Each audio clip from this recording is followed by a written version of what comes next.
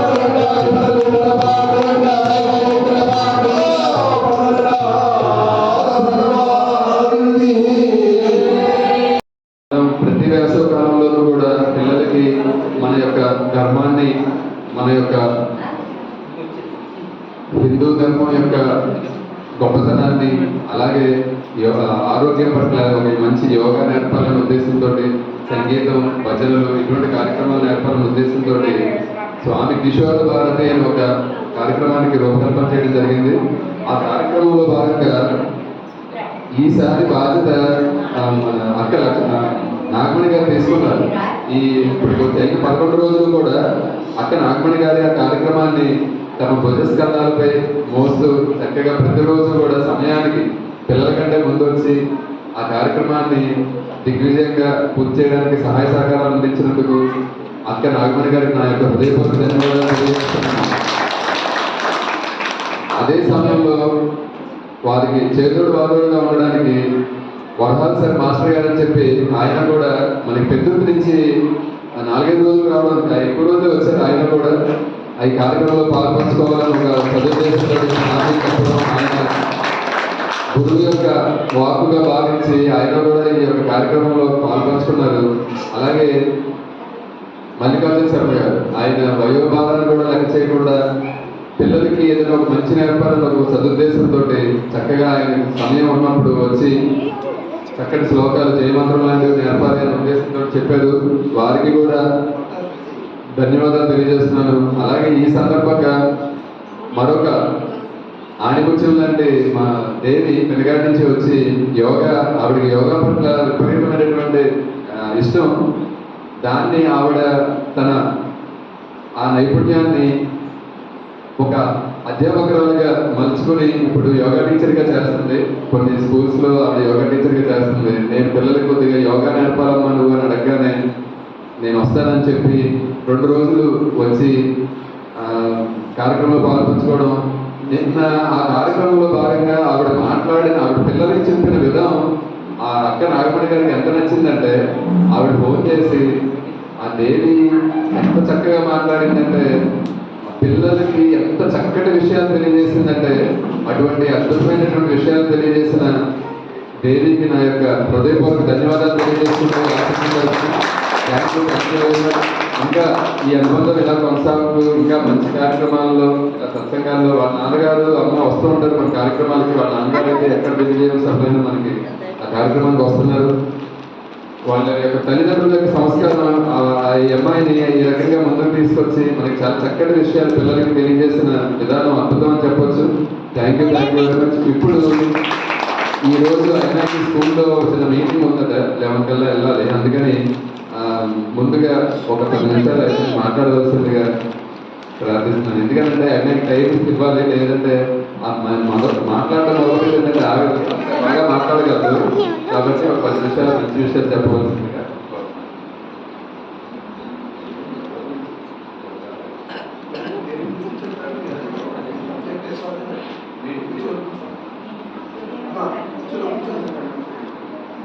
హరి ఓం అండి.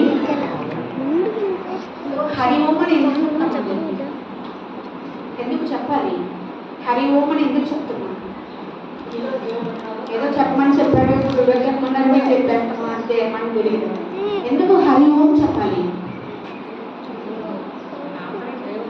ఎందుకు హరి ఓం చెప్తున్నాం అంటే, భగవంతుడు ఎక్కడున్నాడండి? ఎక్కడున్నారు భగవంతుడు అని మీరు అనుకుంటున్నారు. నేనైనా మీరైనా భగవంతుడు ఎక్కడున్నారని మీరు అనుకుంటున్నారు. విగ్రహాల్లోని అంతే కదా, చాలా విగ్రహాలు కనిపిస్తున్నాయి కదా, మనం ఎప్పుడు లైవ్ లో చూడలేదు కదా. సో భగవంతుడు ఎక్కడున్నారు అంటే చాలా మంది అలానే చెప్తారు, అవునా కదా. కానీ భగవంతుడు అనేవారు ఎక్కడున్నారండి? ఎక్కడున్నారు? మన లోపలనే ఉన్నారు. కాకపోతే దాన్ని చూసే అంత శక్తి అనేది మనకి సాధన ద్వారానే వస్తుంది. దాన్ని చూడలేకపోతున్నాం కాబట్టి ఇది సత్యం. ఫర్ ఎగ్జాంపుల్ మీకు జంతికలు చేస్తారు కదా, జంతికలు చేస్తారు. ఏ పిండితో చేస్తారు? శనగపిండి, అవునా? పకోడీ శనగపిండి, తర్వాత ఇంకా శనగపిండితో ఇంకేమి? బొంబాయి చట్నీ, శనగపిండి. సరే, ఇప్పుడు జంతికలు విరిచిన తర్వాత జంతికల్లో శనగపిండి చూపిస్తారా? చూపించండి. మరి అందులో ఉంది శనగపిండి కదా, మరి అందులో చూడగలమా? చూపించగలరా?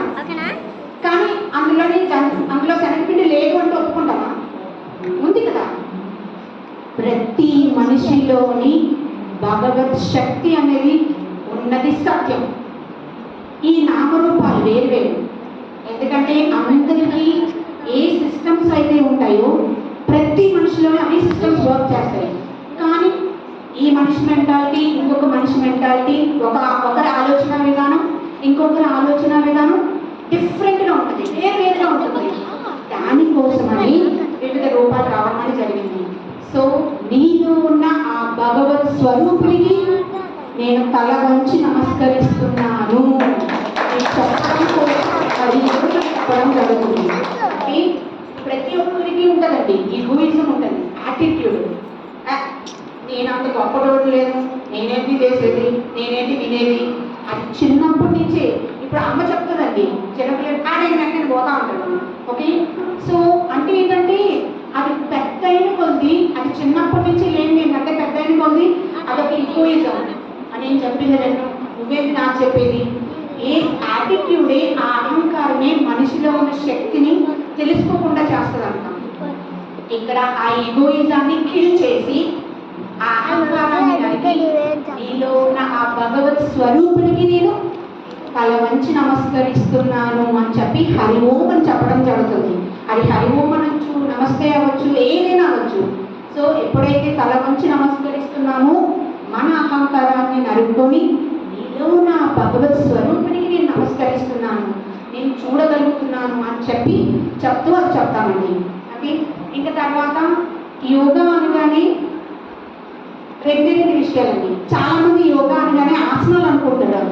అబ్బా ఇలా వంగలేము, ఇలా చేయలేము, ఇలా కాళ్ళు అప్పుకోవాలి, ఇలా మచ్చలు, అది మన వల్ల కాదు అని.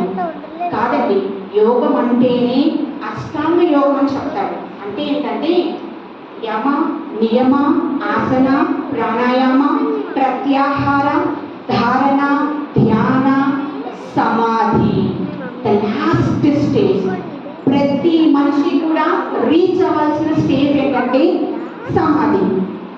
అంటే ఏంటంటే భగవంతుడితో ఐక్యం అయిపోవడం. సో యోగం అంటే ఏం లేదు, ఈ జీవిలో ఉండే జీవాత్మ పరమాత్మతో ఐక్యం అయిపోవడం. సో మరి ఆ పరమాత్మతో ఐక్యం అవ్వాలి అంటే కొన్ని సంస్కారాలు మనకు అడ్డు వస్తూ ఉంటాయి కదా.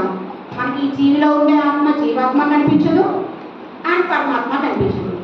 దాన్ని మనం బాడీ ప్లస్ మైండ్ అంటారు. అంటే శరీరము మనసు కలిపి ఏ పని చేసినా కూడా అది యోగమే. దాన్ని ఒప్పుకుంటారా? శరీరం అందరికీ ఇక్కడే ఉంది కదా, మరి మనసు ఎక్కడ ఉందండి? ఇక్కడే ఉందా? ఎంతమందికి ఇక్కడే ఉంది? హానెస్టీగా, నిజాయితీగా. మనసు తత్వం ఏంటంటే మన ఏవ మనుష్యానాం కారణం బంధ మోక్షయో. ఈ మనిషి మంచిదని చెప్పేది ఆ మనసే. కొన్ని రోజులు గొడవపడితే తెచ్చేది అంతగా వేస్ట్ ఎవరు లేదని చెప్తుంది అదే మనసు. అన్నిటికీ కారణం ఈ మనసేనండి.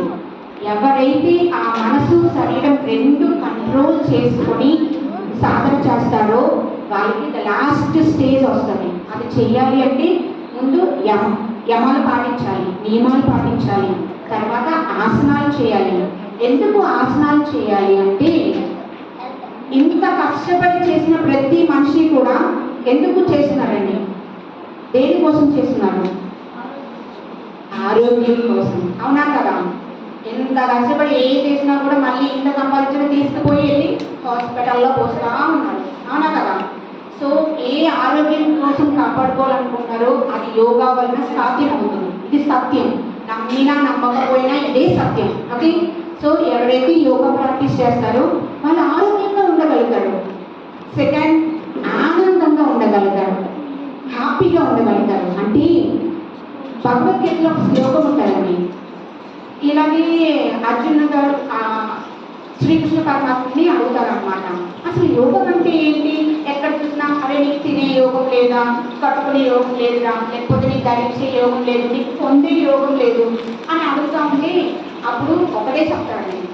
ఏం చెప్తారంటే యోగస్థః కురు కర్మాణి సంగం త్యక్త్వా ధనుంజయః సిద్ధ్య సిద్ధ్యో సమో భూత్వా సమత్వం యోగముచ్యతే. అరే నాయన, యోగా అంటే ఏం లేదు, పొందినా పొందకపోయినా, if you get or didn't get, you should equal importance to both. అంటే నువ్వు ఏదైనా పొందినప్పుడు ఎంత ఆనందంగా ఉన్నావో పొందనప్పుడు కూడా దాన్ని అంతే ఆనందంగా స్వీకరించాలి. అంటే కష్టాన్నైనా సుఖాన్నైనా సమానంగా స్వీకరించాలి, యాక్సెప్ట్ చేయాలి. అది ఎలా సాధ్యం స్వామి? సాధ్యమైన ఎవరికైనా? ఎందుకు? దానికి కారణం ఎవరు? ఇప్పుడు సుఖం వచ్చింది అనుకోండి, ఎగ్గురు కట్టేస్తాం, మనంత రోజులు లేదని చెప్తాం.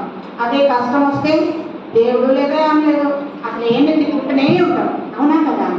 కానీ అదే సంతోషాన్ని ఇచ్చిన దేవుడు కష్టాన్ని ఇచ్చినప్పుడు ఎందుకు యాక్సెప్ట్ చేయలేకపోతున్నాం? యాక్సెప్ట్ చేయాలి.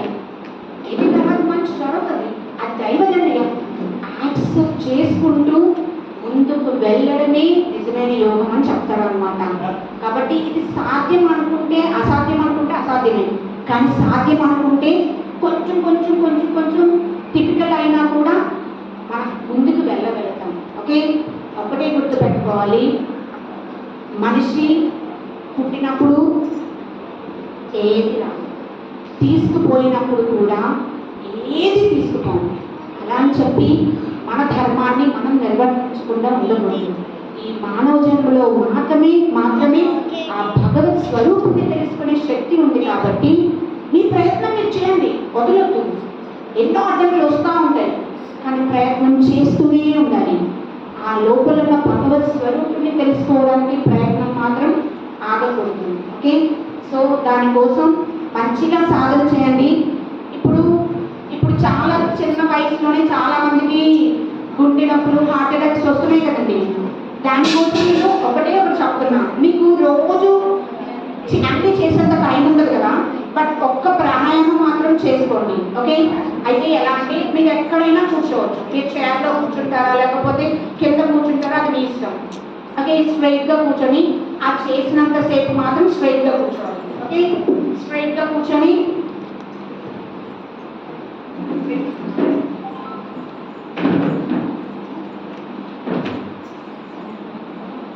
సో ఈ కుడి చేయిని ఇలా ఫోల్డ్ చేసి పెట్టుకోవాలండి. ఎందుకంటే దీన్ని అక్యుప్రెషర్ అంటారు. అంటే సైన్స్ అండి, ఏదైనా యోగా సైంటిఫికల్గా ప్రూవ్ అయింది కాబట్టి దాన్ని ఈరోజు వరల్డ్ వైడ్ అందరూ ఫాలో అవుతున్నారు. ఓకే, సో ఈ అక్యుప్రెషర్ ఏంటంటే మన బ్రెయిన్లో ఉన్న ఏ నర్వ్స్ అయితే ఉంటాయో ఆ నర్వ్స్ అన్నీ అరచేతుల్లోనే అరకాళ్ళలోనే ఉంటాయి. ఇంకా చెప్పాలంటే ప్రకృతి మొత్తం నడిపిస్తుంది పంచభూతాలు. ఆ పంచభూతాలే మన లోపల కూడా ఉంటాయి. సో ఆ తర్వాత తెలుసుకుందాం. ఓకే, దానికోసం ఏంటంటే ఇక్కడ ఇవి ప్రెస్ చేసినప్పుడు ఆ పర్టిక్యులర్ నర్వ్స్ని యాక్టివేట్ చేస్తుంది అనమాట. ఆ నరాలను యాక్టివేట్ చేయడం ద్వారా ఈ మైండ్ అన్కంట్రోల్లో ఉంటుంది కదా, అది కొంచెం కంట్రోల్డ్గా ఉంటుంది అనమాట. ఓకే, ఇప్పుడు ఎడమ చేయిని ఇలా పెట్టండి, ఇది మీకు ఎడమ చేయి, ఇలా పెట్టుకోండి. ఇప్పుడు కుడి చేతిని ఇలా పెట్టుకోండి. ఓకే, ఇక్కడ ఇలా ప్రెస్ చేస్తే ఆ నరాలు యాక్టివేట్ అవుతాయి. ఒకవేళ ఇలా వేలు కూర్చుకోలేదంటే ఇలా అయినా పెట్టుకోవచ్చు. ఓకే, సో ఇలా పెట్టిన తర్వాత ఇప్పుడు కుడి ముక్కు రంధ్రాన్ని క్లోజ్ చేయండి.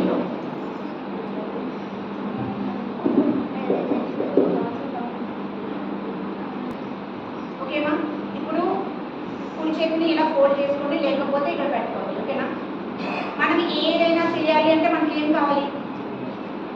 శక్తి కావాలి కదా, దానికోసం తింటున్నాం.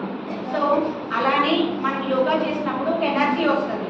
ఓకే, ఆ ఎనర్జీ మొత్తం ఎంత కష్టపడి సంపాదించింది పోవడంట కాదు కదా, అందుకే రీఛార్జ్ మళ్ళీ లోపలికి ఇలా బ్యాటరీ రీఛార్జ్ అవుతుంది అనమాట. అందుకే ఫోల్డ్ చేయమని చెప్తారు. ఓకే, సో ఇలా కుడి ముక్కు రంధ్రాన్ని క్లోజ్ చేయండి. క్లోజ్ చేసి ఎడమ ముక్కు రంధ్రం ద్వారా వదిలేయండి గాలి. ఇప్పుడు జీరో. ఓకే, ఇప్పుడు ఎడమ ముక్కు రంధ్రం ద్వారా డీప్గా తీసుకోవాలి.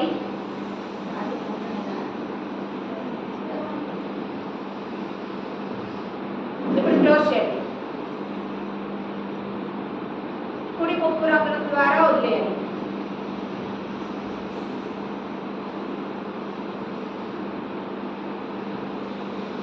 మళ్ళా కుడి ముక్కు రంధ్రం ద్వారా తీసుకోవాలి.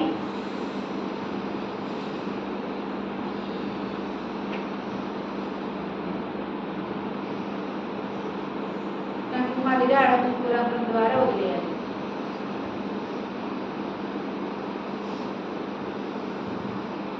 రిలాక్స్, అంతేనండి. మీరేం చేయక్కర్లా, రోజు మీరు ఏమైనా పనులు చేసుకోండి.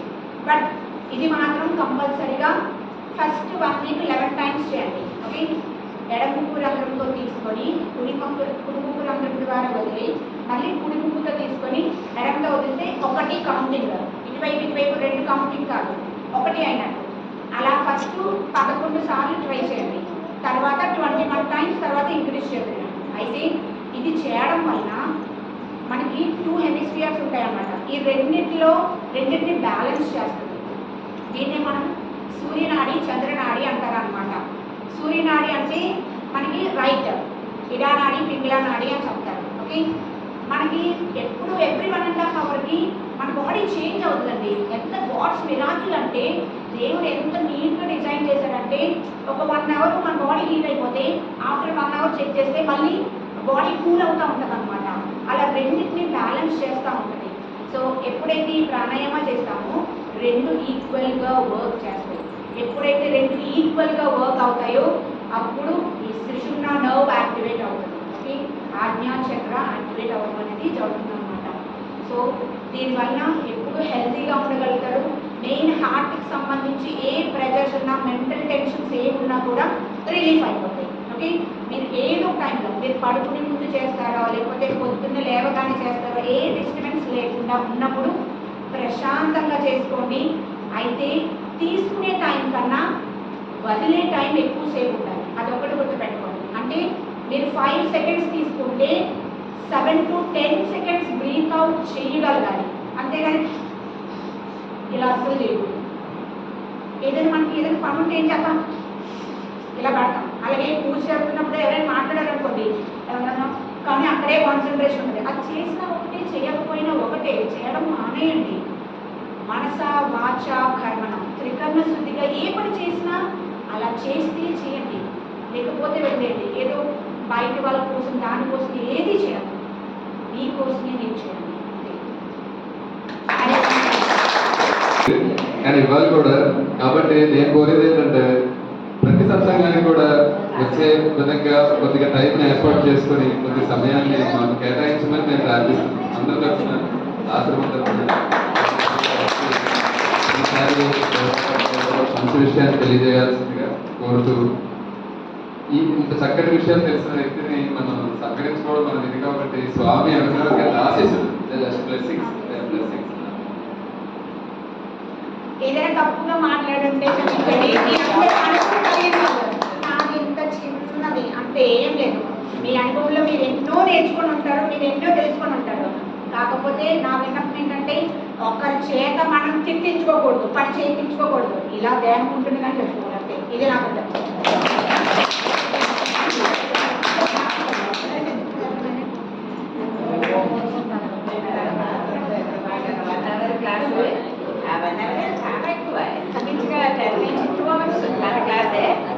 పిల్లలైతే ఎక్కడ వాళ్ళు మర్చిపోయారు. ఆ 2 గంటలు అన్నమాట. పిల్లలు ఎంత బాగా చెప్పినా నిజంగా అమ్మాయి చెప్పడం విధానం అన్నమాట.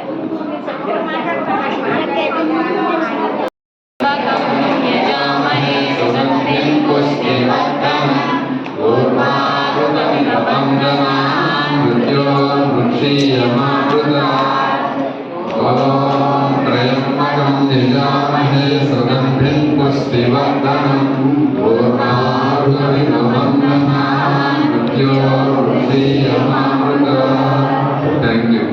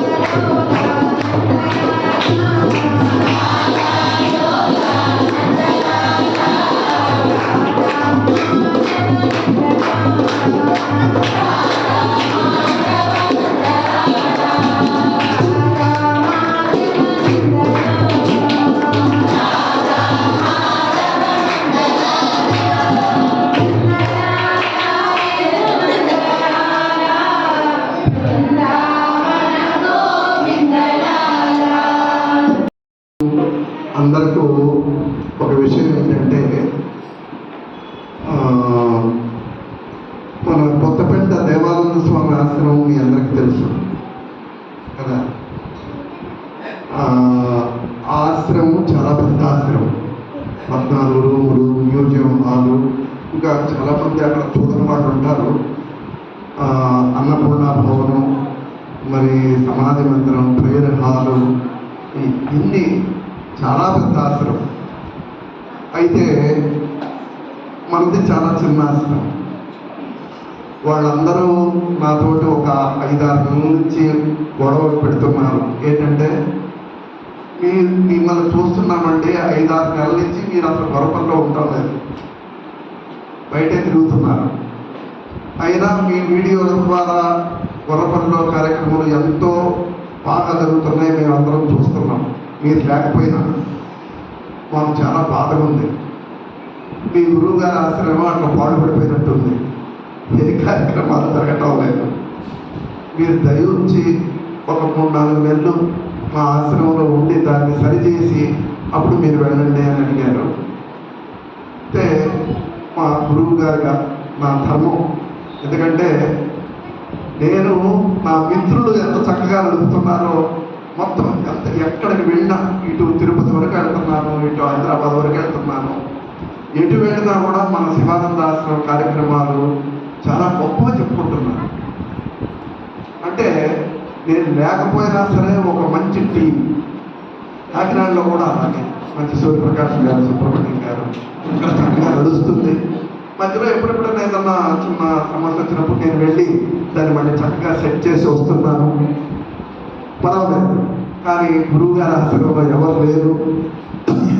నాకు నిన్న మధ్య ఒక స్వామి నాకు పరిచయం అయ్యారు, బ్రహ్మచారిని. నేను అక్కడ ఆయన నుంచి ఒక 4 నెలలు ఆయనకి ట్రైనింగ్ ఇచ్చి కొంచెం ఇవన్నీ జరిగేటట్టు నాకు చూడవలసిన బాధ్యత ఉంది. ఈ సమయంలో ఇక్కడ నేను ఉదయం వచ్చాను 7:30 వస్తే పాపం శ్రీనివాస్ గారు ఒక్కళ్ళే ఈ హాలు మొత్తం తుడిచి పట్టాలు వేసి కుర్రోళ్ళు కూడా మన దగ్గర ఎక్కువ మంది లేరు, మీకు తెలుసు. అయితే దేవాలయం మీకు సేవ కార్యక్రమం ఇచ్చారు 3 గ్రామాలకి, గంగంపేట, గొర్రపల్లి, కరకవారిపాలెం. చాలా చక్కగా నడుస్తున్నాయి. నేను ఈ మధ్యలో వచ్చి చూసిపోయినప్పుడు చక్కగా ముగ్గులేసి అంత నీట్గా ఉన్నాయి. మా తల్లులందరూ చాలా చక్కగా చేస్తున్నారు, చాలా సంతోషం.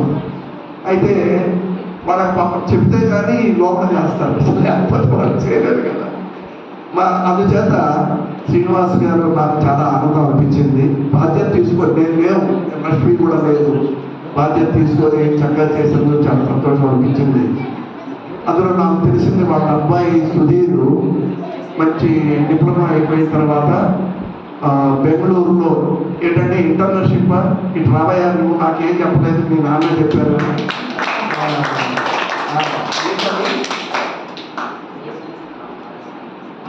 క్యాంపస్ ప్లేస్మెంట్ 1 ఇయర్ కోసం వచ్చింది. ఆ 1 ఇయర్ తను చక్కగా చేసుకుంటే పర్మనెంట్ అవుతుంది, ఇంకెక్కడైనా కూడా జాబ్ అవుతుంది. బెంగళూరులో ప్లేస్మెంట్ రావడం అంటే నాట్ ఏ జోక్. అయితే అక్కడికి వెళ్ళిన తర్వాత వాళ్ళు స్టైఫండ్ ఏదో ఇస్తారు, తనకు సరిపోతుంది అనుకోండి. తను పాపం ఆశ్రమంలో సోమవారం వచ్చి అభిషేకానికి ఇక్కడ ఉన్నంతకాలం ఉదయం వచ్చి అభిషేకానికి ఎంతో దాంట్లో పాల్గొని చేస్తుండేవాడు కుర్రోళ్ళు. తర్వాత తరుసు బాగా చేశారు. నాకు అనిపించింది ఈ పిల్లవాడు వెళ్తున్నాడు, మన ఎక్కడికి వెళ్ళినా వీళ్ళు ఉద్యోగాలు చేసినా మన ఆశ్రమంలో ఏదైతే నేర్చుకున్నారో ఇక్కడ ఉంటే ఇక్కడ పాల్గొనాలి, ఇక్కడ పాల్గొనకపోతే ఎక్కడైనా సరే ఆ దాంట్లో నడవాలి. మన పరంపరలో, గురు పరంపరలో వాళ్ళు ఎలాగా ఉన్నారో వాళ్ళు ఆ విధంగా నడవాలని చెప్పి శ్రీనివాస్ గారు రండి. పాపం శ్రీనివాస్ గారు ఏం ఉద్యోగం చేయరు, పిల్లలు పంపించడం కష్టం. నాకు అనిపించింది నా పెన్షన్లో ఏదో కొద్దిగా నేను వాళ్ళకి సహాయం చేయాలని చెప్పి అనిపించింది. బెంగళూరు వెళ్తున్న సందర్భంగా ఒక 5,000 రూపాయలు నేను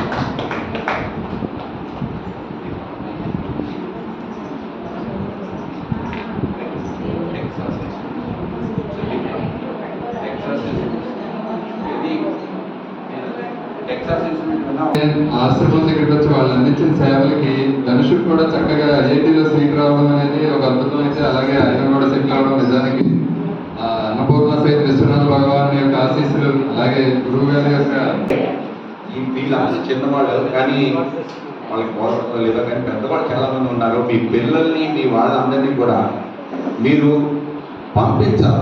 పంపించి సేవా దృక్పథం రావాలా సేవ చేయాలి. ఎందుకంటే నేను ఇక్కడ ఒకటే ఉన్నది చూసుగా నేను చెప్తున్నది, వేరే ఆశ్రమాల్లో చూస్తున్నాము. అక్కడ కూడా ఒక సంవత్సరం వస్తారు, వచ్చి సంవత్సరం పాటు పనిచేస్తారు, చేయగానే వాళ్ళకి ఎక్కడో మంచి మంచి ఉద్యోగాలు వచ్చి వెళ్ళిపోతుంటారు. ఎప్పుడు కూడా ప్రతి సంవత్సరం కూడా వస్తుంటారు, మనుషులు వస్తుంటారు.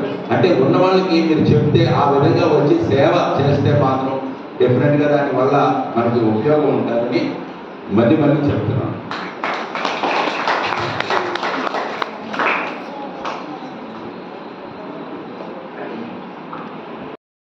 గణపతయే నమః. ఓం గం గురుభ్యో నమః. ఓం ఐం సరస్వత్యై నమః. ఓం శ్రీ సద్గురు పరమాత్మనే నమః. సదాశివసమారంభాం శంకరాచార్య మధ్యమాం అస్మదాచార్యపర్యంతాం వందే గురు పరంపరాం. ఓం శ్రీ గురుభ్యో నమః. హరి ఓం. మన ఆశ్రమంలో కొలువైనటువంటి అన్నపూర్ణ సహిత విశ్వనాథ భగవానికి నా యొక్క సాష్టాంగ ప్రణామం సమర్పిస్తూ, ఎన్నో భక్తి ఆధ్యాత్మిక కార్యక్రమాలకు నెలవుగా మారినటువంటి శ్రీ శివానంద ఆశ్రమాన్ని నెలకొల్పినటువంటి పూజ్య శ్రీ విష్ణుదేవానంద సరస్వతి స్వామి వారి పాదపద్మములకు నా యొక్క సాష్టాంగ ప్రణామం సమర్పిస్తున్నాను. అలాగే వచ్చిన భక్తులందరికీ కూడా నా హృదయపూర్వక ధన్యవాదములు, ప్రణామములు. ఈ నెల రోజుల్లో జరిగిన కార్యక్రమాల్లో చాలా ఆనందాన్ని కలిగించినవి, కొన్ని అనుభవాలు నేర్పినవి నేను మీతో ఇప్పుడు చెప్పాలనుకుంటున్నాను. శ్రీరామనవమి సందర్భంగా ప్రతి సంవత్సరం కూడా 24 గంటల ఏకాహాన్ని రాంపురం గ్రామం వాళ్ళు నిర్వహించేవాళ్ళు. కానీ కొన్ని అనివార్య పరిస్థితుల వలన వాళ్ళు నిర్వహించలేము అని చెప్పడం ద్వారా అక్కడ ఉన్నటువంటి పురోహితులు నన్ను సంప్రదిస్తే ముందు రోజు చెప్పారనమాట. శ్రీరామనవమి ముందు రోజు అంటే 15 గంటల ముందు నాకు చెప్పారు, అక్కడ మీరు ఏకాహాన్ని ఒక 4-5 గంటలైనా నిర్వహించగలరా, మీ ఆశ్రమం తరపున నిర్వహించగలరా అని అడిగారు. నేను వెంటనే స్వామికి ఫోన్ చేయడం, స్వామి చక్కటి కార్యక్రమం మీరు మొదలు పెట్టడం చేయండి అంటే, ప్రతి ఊరి నుంచి కూడా మన ఆశ్రమంలో దత్తత తీసుకున్నటువంటి 6-7 గ్రామాలు ఏవైతే ఉన్నాయో, ఈ గ్రామాల నుంచి ప్రతి గ్రామం నుంచి కూడా భక్తులు వచ్చి ఉదయం 8 గంటలకు మొదలుపెట్టి సాయంత్రం 8 గంటల వరకు నిర్విరామంగా అద్భుతంగా హరినామ సంకీర్తన జరిగింది. అది జరిగినప్పుడు నాకు వచ్చిన ఆలోచన ఏంటంటే, స్వామి ఆశ్రమం నెలకొల్పడం ద్వారానే అక్కడ ఒక లోటు ఏర్పడింది. అక్కడ రాంపురం గ్రామంలో భజనలో ఒక లోటు ఏర్పడింది. ఆ లోటుని పూడ్చగలడానికి నాకు పరుగులు పెట్టంగానే ఆ ఉన్న 5-6 గంటలు పరుగులు పెడితే చక్కగా ఆ యొక్క హరినామ సంకీర్తన అద్భుతంగా జరిగింది. ఇది జరగడానికి కారణం ఏంటంటే, పూజ్య శ్రీ విష్ణుదేవానంద సరస్వతి స్వామి వారి ఆశ్రమాన్ని నెలకొల్పడం ద్వారా అనిపించింది నాకు. ఆ లోటుని పూడ్చగలిగే శక్తి ఒక ఆశ్రమానికి ఎలా ఉంటుందనేది అర్థమైంది. కాబట్టి ఆ కార్యక్రమంలో పాల్గొన్నటువంటి ప్రతి గ్రామానికి చెందినటువంటి ప్రజలకి, భక్తులందరూ ఎవరైతే పాల్గొన్నారో వారందరికీ కూడా నా యొక్క హృదయపూర్వక ధన్యవాదాలు, ప్రణామాలు తెలియజేస్తూ, అలాగే ఇంకా ఇంకొక అద్భుతమైనటువంటి కార్యక్రమం ఈ నెలలో మనం చేసుకున్నది ఏంటంటే, సంపూర్ణ ఏకాహం కరకవానిపాలెం గ్రామంలో ఆ గ్రామ ప్రజలు ఎంతో అద్భుతంగా ఆ కార్యక్రమాన్ని ఒక మహాయజ్ఞంగా భావించి 24 గంటలు కూడా ఎంతో చక్కగా ఆ కార్యక్రమాన్ని చేశారు.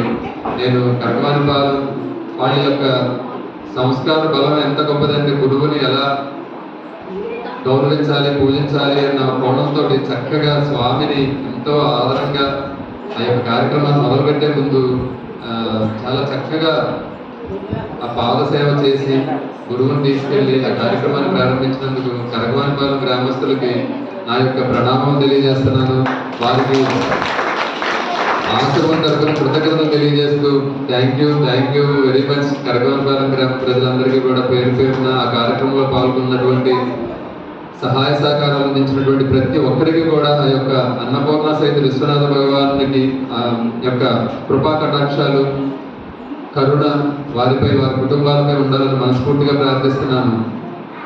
అలాగే ఇందాక మన కిషోర్ భారతి కార్యక్రమం గురించి చెప్పాను. నిజానికి వాళ్ళందరూ ఆ కార్యక్రమంలో పాలు పంచుకున్నటువంటి నాగమణి గారికి నా యొక్క హృదయపూర్వక ధన్యవాదాలు తెలియజేస్తూ ఆ కార్యక్రమంలో పాల్గొన్న ప్రతి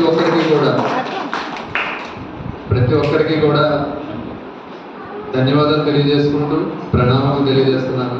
మరియు మనకి మన గురువుగా అయినటువంటి మన గురు పరంపరలో ఆయన ఏం చెప్పారు? బీ గుడ్ డూ గుడ్, మంచిగా ఉండము మంచి చేయము. అలాగే సర్వ్ లవ్ మెయింటైన్ రిలయన్స్, సేవ చేయాలి, ప్రేమించాలి, ధ్యానం చేయాలి, తద్వారా మనం సాక్షాత్కారాన్ని పొందాలి అని గురువాక్యం. అలాగే శాస్త్రం కూడా మనకి ఏం చెప్తుంది అనేది మన వేదం. శాస్త్రం అంటే వేదం, రామాయణం, మహాభారతం, ఇవి అన్నీ కూడా మనకి శాస్త్రాలు, వాటిని ప్రమాణంగా తీసుకోవాలి. ఇదంతా ఎందుకు చెప్పారంటే జీవితంలో మనకు జరిగే సంఘటనల నుంచి మనం కొన్ని నేర్చుకుంటూ ఉండాలి, అనుభవాన్ని పొందుతూ, తద్వారా మనం ఒక్కొక్క ఆధ్యాత్మికంగా ఒక్కొక్క మెట్టు ఎదుగుతూ ఉండాలి. రాజన్న గారికి ఒక సమస్య వచ్చింది, ఆరోగ్యపరమైన సమస్య వచ్చింది. సమస్య వచ్చినప్పుడు అప్పుడు జనులు స్పందించిన తీరు చూసినప్పుడు నాకు వచ్చిన ఆలోచన ఏంటంటే తస్మాత్ శాస్త్ర ప్రమాణం అనిపించింది. ఎందుకనంటే నేను అప్పుడు ప్రయాణంలో ఉన్నాను, రైలు ప్రయాణంలో ఉన్నప్పుడు అక్కడ ఉన్నటువంటి ఎవరైతే పేషెంట్ దగ్గర ఉన్నటువంటి అసిస్టెంట్స్ ఫోన్ చేసి చెప్పారనమాట, డాక్టర్ గారు ఒక 4 లక్షలు ఖర్చు అవుతుందన్నారు, 3 లక్షలు అడిగారు, 4 లక్షలు ఖర్చు అవుతుందన్నారు. అంటే ఎలా అయినా దాన్ని అధిగమించగలరు అనిపించినప్పుడు అప్పుడే పురుష సూక్తంలో ఒకటి గుర్తొచ్చింది. సహస్ర శీర్ష పురుష సహస్రాక్ష సహస్రపాత్ సభూమి విశ్వతో కృత్వ అత్యతిష్ట దశాంకులం అని, అదంతా ఒక వేదంలో భాగమైనటువంటి పురుష సూక్తంలో ఉంటుంది. సహస్ర శీర్ష పురుష, 1000 తలలు అంటే 1000 అంటే అక్కడ అర్థం అనంతం, అనంతమైనటువంటి తలలు, అనంతమైనటువంటి కాళ్ళు, అనంతమైనటువంటి చేతులు గల పరమాత్మకు నేను నమస్కారం పెడుతున్నానని మనం ప్రార్థన చేస్తాం. ఆయనకి భగవంతుడు అనేక రూపాలలో, అనేక వ్యక్తుల రూపాల్లో వచ్చి సహాయం చేశాడు అనిపించింది. అప్పుడు ఆయన భగవంతుడు నమ్ముకున్నందుకు సహస్ర శీర్ష పురుష సహస్రాక్ష సహస్రప, ఆయన దగ్గర రూపాయి లేదు, కానీ భగవంతుడు అనేక రూపాల్లో వచ్చాడు. పూజ స్వామీజీ రూపంలో వచ్చాడు, అలాగే ఒక రాజు రూపంలో వచ్చాడు, ఒక అప్పారావు రూపంలో వచ్చాడు, ఒక సుబ్బారావు రూపంలో వచ్చాడు, ఒక మహేష్ రూపంలో వచ్చాడు. రకరకాల రూపాల్లో వచ్చి ఆయనకి ఆ 4 లక్షలు వచ్చి అక్కడ ఇచ్చారు. అప్పుడు అనుకున్నాను, భగవంతుడిని నమ్ముకుంటే మనం భగవంతుడిని ఎలా నమ్మితే భగవంతుడు నిలబడతాడు. అక్కడ స్నేహితులు ఆ సమయంలో నిలబడలేకపోవచ్చు, అవతల వాళ్ళ పరిస్థితి ఎలా ఉంటుందో తెలియదు, బంధువులు ఆ సమయంలో నిలబడలేకపోవచ్చు, కానీ భగవంతుడు నమ్ముకున్నప్పుడు ఆయన భగవంతుడు అలా నిలబడ్డాడు అనిపించింది. కాబట్టి తస్మాత్ శాస్త్ర ప్రమాణంతే సహస్ర శీర్ష పురుష. నాకు ఒక అంటే ఆ సమయంలో కళ్ళు మూసుకున్నప్పుడు విశ్వరూపం కనిపించింది. ఆ విశ్వరూపంలో ఆయనకి సహాయం చేసే వ్యక్తులందరూ కనిపించారు. అప్పుడు అనుకున్నాను, భగవంతుడు అలా ఉంటాడు అన్నమాట. కాబట్టి అంటే ప్రతి ఒక్కరి హృదయాల్లోనూ భగవంతుడు ఉన్నాడు. అదే సమయంలో ఒక పక్కనే ఒక వీడియో ఆన్ చేస్తే అప్పుడే అనుకోకుండా ఆ వచ్చిన పాట ఏంటంటే, సాయం అంటే దేవుడేరా తమ్ముడు అని ఒక పాట అన్నమాట. అంటే ఒక ఆవిడ పెట్టుకుంది ఆ పాట, అప్పుడే వింటాను అనమాట. అంటే మనం దేవుడే సాయం చేయడానికి ఆ రూపంలో వచ్చాడు అన్నది నాకు అప్పుడు కనెక్ట్ అయ్యేది అనమాట.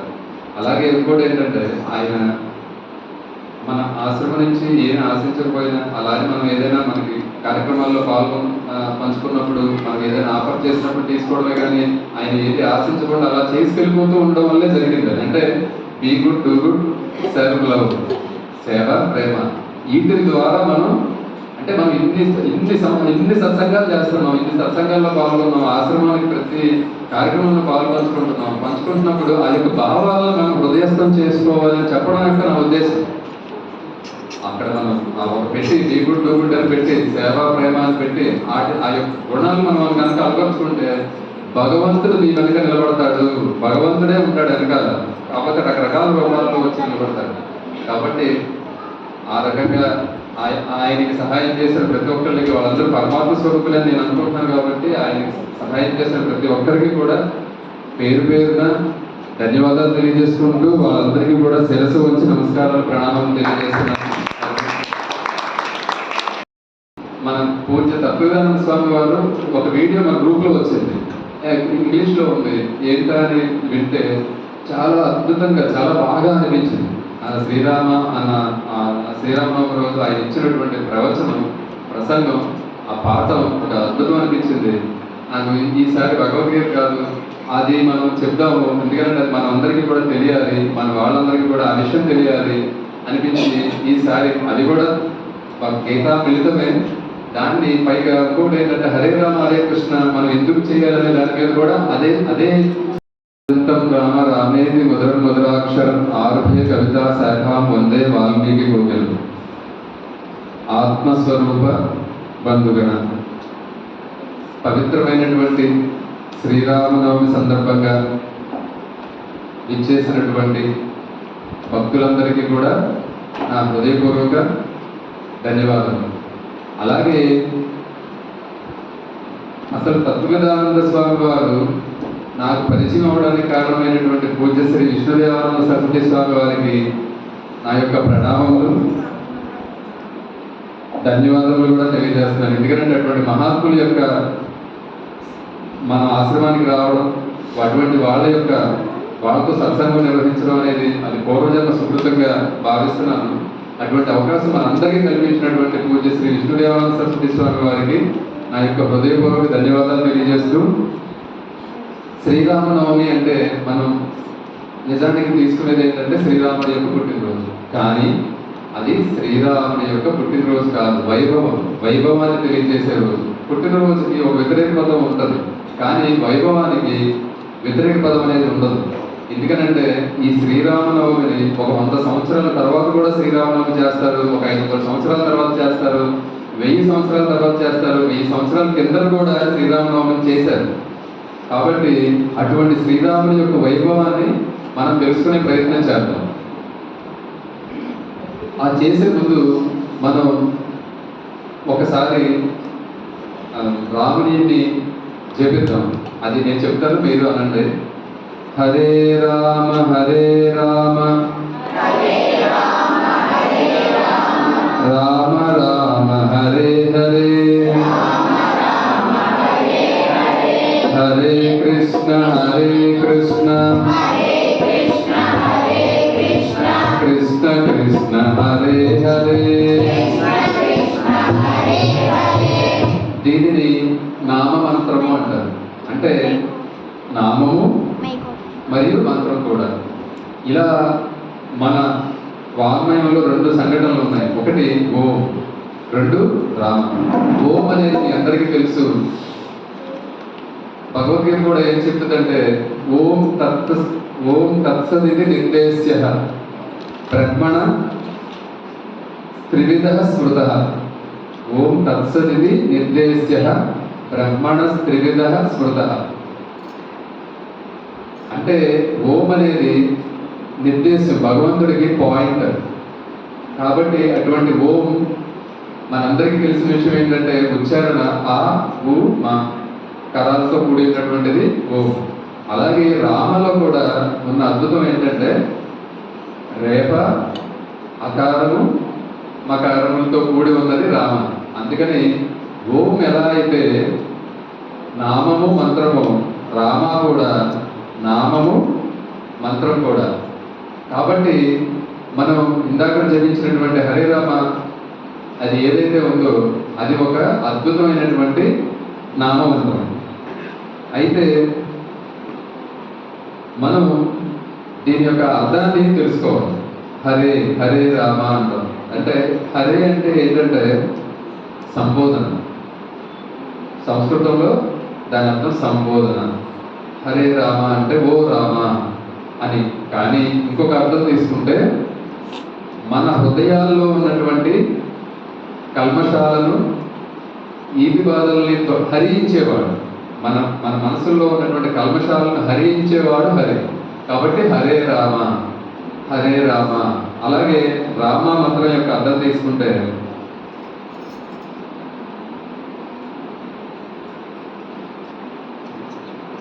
రామ అంటే మనందరి ఆత్మలలో మనందరి హృదయాల్లో కొలువై ఉన్నటువంటి వాడు రామ.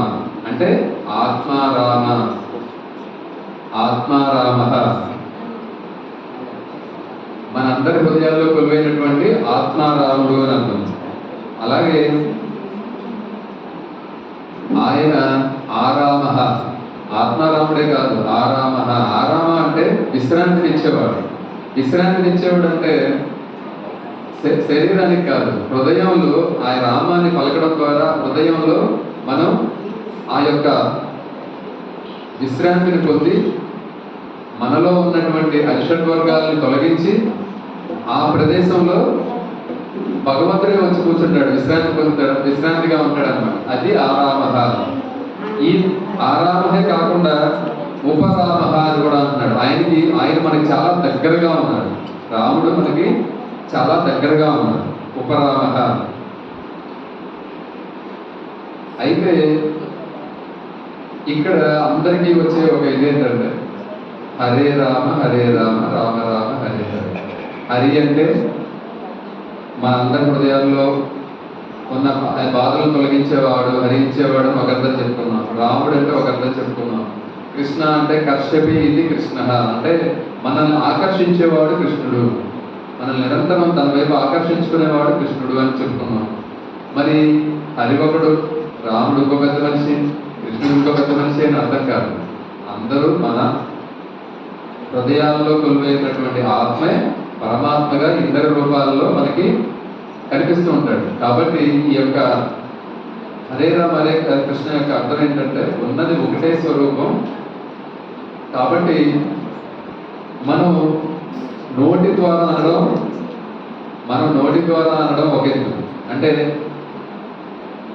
తర్వాత తెలివి ద్వారా తెలుసుకోవడం, మన మెదడును ఉపయోగించి తెలివి ద్వారా తెలుసుకోవడం రెండో పద్ధతి. అంటే అది జ్ఞానం. అనడం వచనం, రెండోది జ్ఞానం. మూడోది భావన. హృదయంలో అంటే నోటి ద్వారా చేసే వచనం, తెలివి ద్వారా పొందే జ్ఞానం, హృదయం ద్వారా పొందే భావన. ఈ మూడు ఎప్పుడైతే కలిసి ఉంటాయో అదే త్రివేణి సంగమం, ప్రయాగరాజ్ అంటాడు.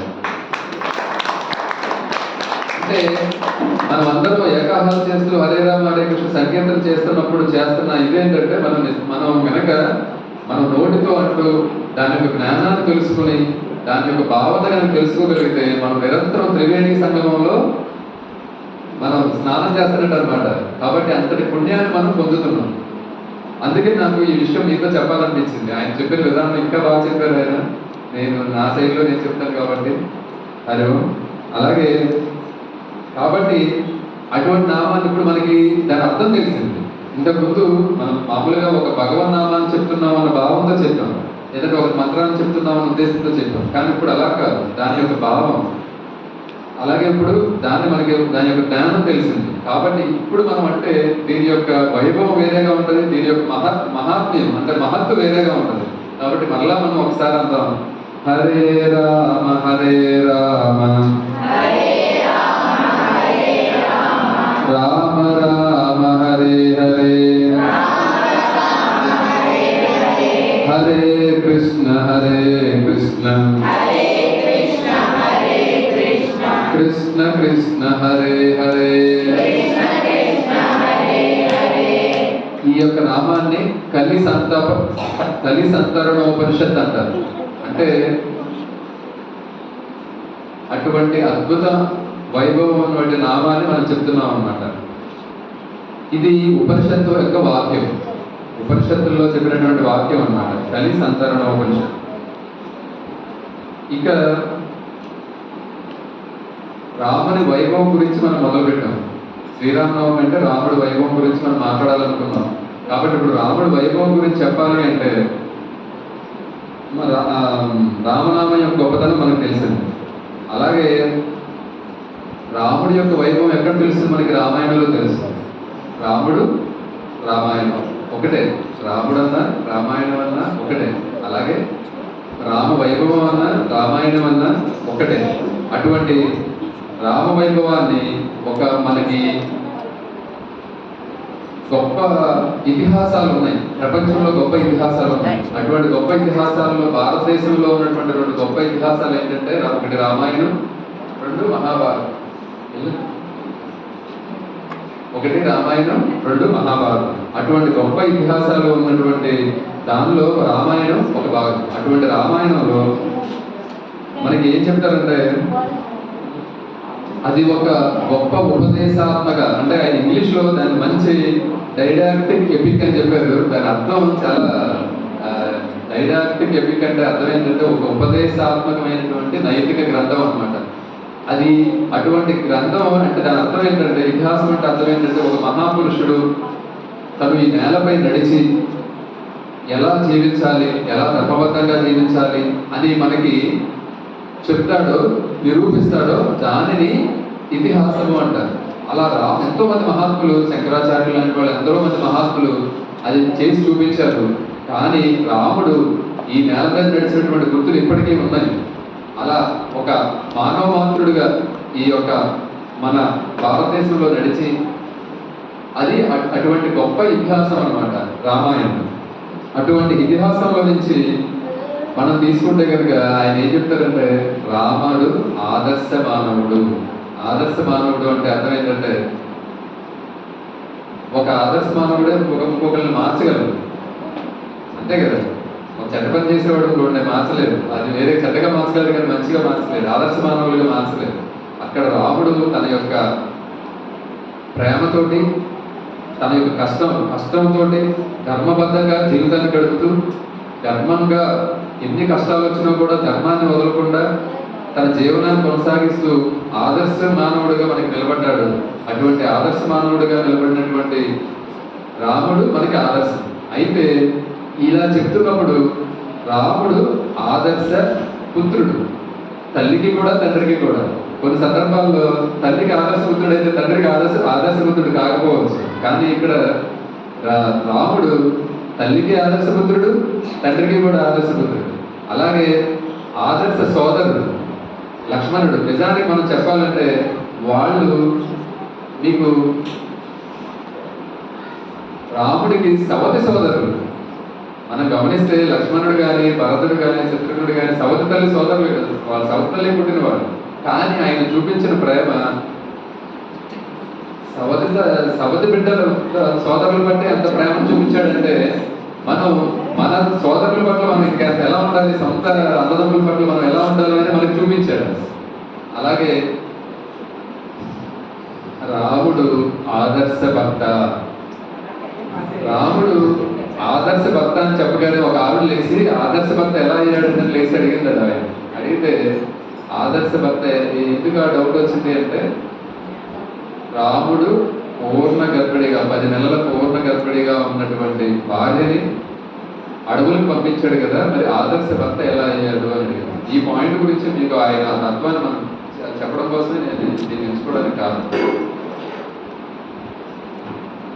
ఆదర్శ భర్త ఎలా అయ్యాడు అంటే ఆయన ఏం చెప్పాడంటే, ఈ జరిగిన సంఘటన రామాయణంలో 7వ కాండ ఉత్తరకాండ కాల్పనిక కథ, కట్టు కథ. అది వాల్మీకి రచించిన రామాయణంలోని భాగం కాదు. అది కేవలం ఒక ఉష్ణబుద్ధి గల, ఆయనైతే చాలా ఇంగ్లీష్లో వాడే పదాలు కొద్దిగా మూఢుడు, ఒక అంటే సంస్కృతం పాండిత్యం తెలిసినటువంటి ఒక మూర్ఖపు చాదస్తపు భావాలు గల ఒక సంస్కృత పండితుడు చూపించినటువంటి ఈ 7వ కాండ అది కేవలం కట్టుకథ. దానిని మీరు తీసుకోకండి. కేవలం వాల్మీకి ఎక్కడితో క్లోజ్ చేస్తాడంటే ఆయన తన యొక్క దశ శిరసచ్చ వదహ, ఎప్పుడైతే 10 శిరస్సులు కలిగినటువంటి రావణుడు నేల మీద పడిపోయాడో అప్పుడు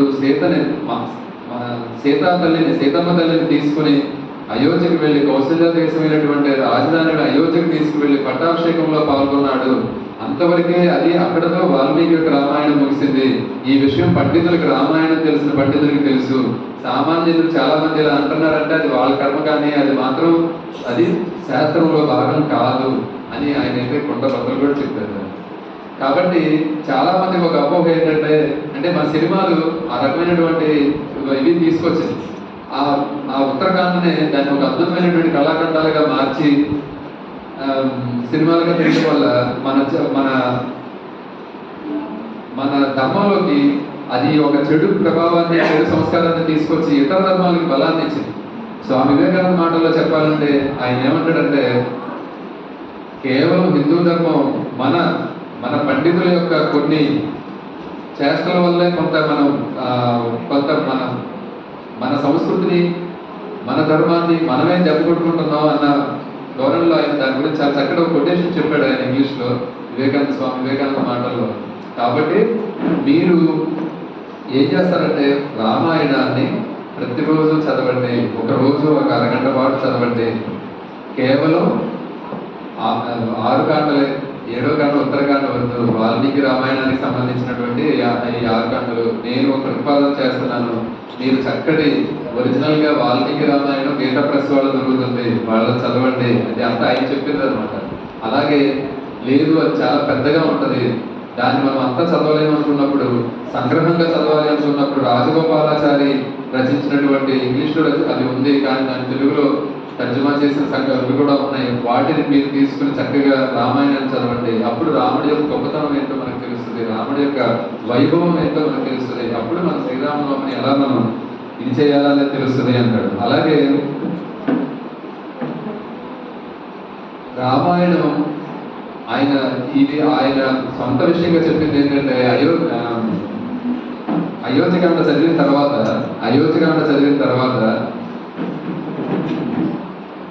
ఆయన ఈ తల్లిదండ్రుల పట్ల ఆయన యొక్క దృక్పథం మారిందట. అంటే తల్లిదండ్రులు ఒక మంచి విషయం మనకు చెప్తారు, కానీ కొన్ని సందర్భాల్లో తప్పు అయి ఉండొచ్చు. అయినా సరే పితృవాక్య పరిపాలన, రాముడు పితృవాక్య పరిపాలన చేశాడు.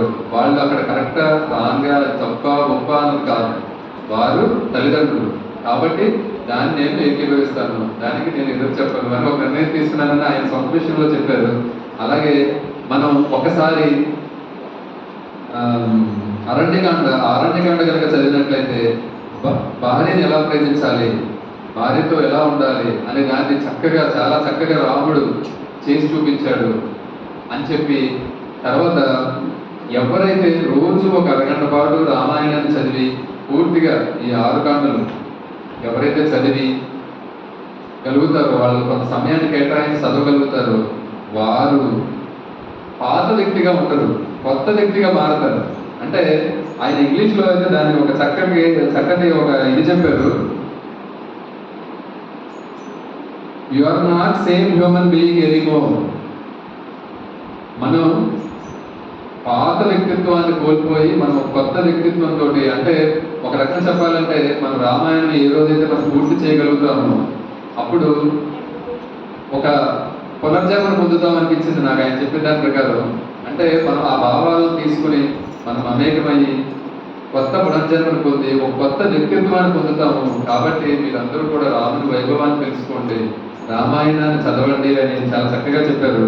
ఇదే సందర్భంలో ఇంకోటి ఏంటంటే, రామాయణం భగవద్గీత రెండూ కూడా ప్రశ్నలతోనే మొదలవుతాయి.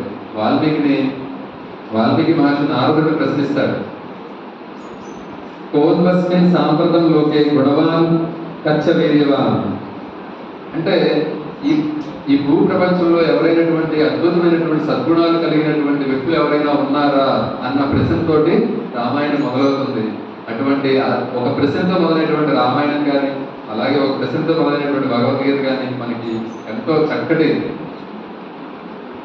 ఆధ్యాత్మిక జ్ఞానాన్ని ఇచ్చి మనందరి నడతల్ని మారుస్తాయనడంలో ఎటువంటి సందేహం లేదు అని ఆయన ఇంకా చాలా విషయాలు దీని గురించి అంటే చాలా సమగ్రంగా చర్చించారు.